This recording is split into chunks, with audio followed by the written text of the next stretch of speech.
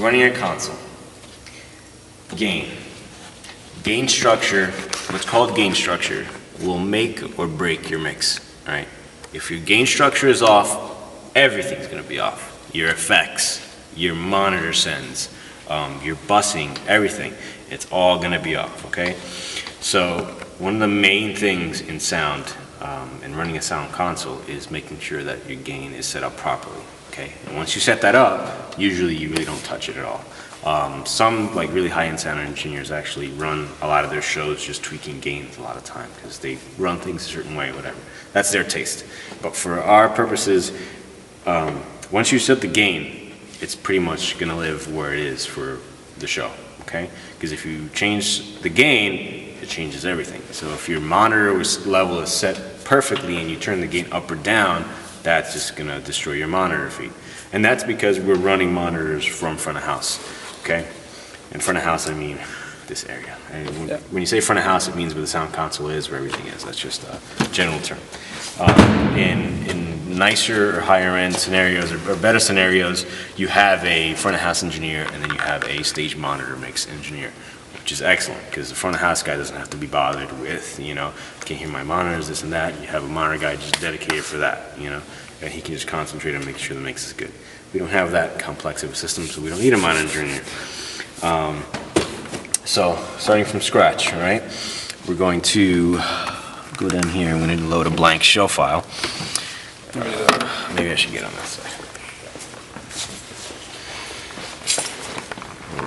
And I'll go back and explain about show files and etc. Scene.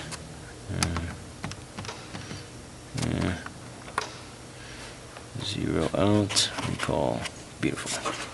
Okay, so now we have a board that's at 0, okay? Generally, when it's a new show, you start from scratch, start from 0. Obviously, we have a pre-made show file that has a lot of the EQ settings and all that kind of stuff that saves us a lot of time once we get in here. All we really have to do is just make sure that our gain structure is set properly. Once that's set properly, technically, the sound should be almost identical to what it was the previous week if everything is set up identical. Speakers are in the same place, monitors are in the same place, the same amount of singers, etc., etc. Obviously that can vary from time to time, but for the most part it should be the same.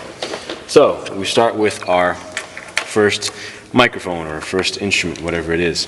You want to go to your input side, okay? Input side is where you can tell your gain, how hot or how low your gain is. So you select input on the board, right? Check, check, check, check, check. Hey, hey, hey, hey, hey. As you see, I'm barely getting anything on here. The other thing you want to do when you want to know exactly the level of, you're getting from a particular channel, you hit solo on that channel. Okay? Once you select and hit solo on that channel, this level here, this level gauge will actually be your level indicator. All right? And it'll tell you exactly in dBs what your level is, okay? dBs is just a form of measurement, all right? dBs can relate to anything from, audio to RF, frequencies. It's just, dB is a general term. Just want to put that out there.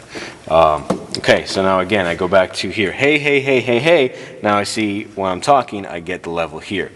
Now I want to get a good level that I'm not clipping, but I'm not too low either, right? You wanna have what's called headroom. You wanna be able to, if you need to give it a little bit more, give it a little more, and if you want to take away, you'd have somewhere to back it down to. So we'll start off. Hey, check, mic, 1, 2. Hey, check, mic, 1, 2. Hey, check, mic, 1, 2.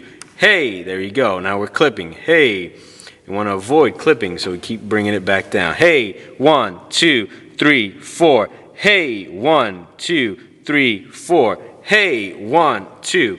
Now we have a pretty good level there.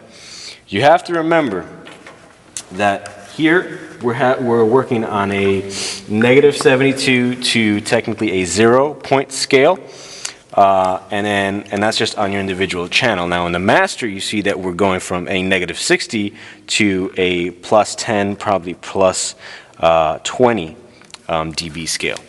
All right, so you want to make sure that you stay within 0, because that gives you headroom if you need a little more power. All right, you never want to max it out, because then if you've maxed all your channels on your levels and now you need more, you can't get any more, because that's it. You've maxed yourself out. You have no headroom. Always create headroom. So hey, 1, 2, 3, 4. There we go. We got a pretty good level where we're not clipping, and it's got enough level there. So now check your input meter too. Again, hey, 1, 2, 3, 4. Same thing. They're pretty much correlating in the same way. All right. Now we're going to flip over to our output side. Okay, that's output. As you see, you're still getting level from my channel because I have it soloed and selected, but on the actual channel output, all right, on your channel meter output, you're getting nothing until I start raising the fader. Okay, hey, hey, hey, hey, hey, hey, 1, 2, hey, check, 1, 2. Really good, amount of volume right there without clipping and distorting. All right. Now we're going to move on to the next thing we're going to do. As long as we don't need phantom power. Phantom power is any microphone that requires voltage to work, such as the AKG that we have does require that. Also some DIs like the Sans amp that we use for the bass requires power, so you have to send voltage from here to the DI for it to actually work. So we don't need that in this case, so we'll avoid that. Firewire is only if we're trying to get a feedback to the board from our computer, which we don't have hooked up. And then these are the auxes, we'll work on that later. This general area here, PreSonus calls the fat channel, okay? The fat channel is where most of our parameters lie, all right? Everything from our high pass filter, gate, compression, limiting, you have an expander too if you need it. Your full EQ, we have what's called a full parametric EQ, okay? Now, we're gonna cover EQ in just a second. I wanna cover one thing real quick first. So I'm gonna go back to hitting, excuse me, select, right?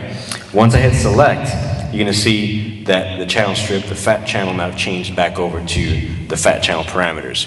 It's no longer being used to indicate ins and outs, all right? So obviously when I go to ins, every channel correlates to itself in terms of how hot the signal is per channel on your input side. When I go to my output side, it tells me how hot I'm giving the signal out. All right, now I hit select again, and it brings me back to where I can adjust the fat channel parameters or my main mix parameters.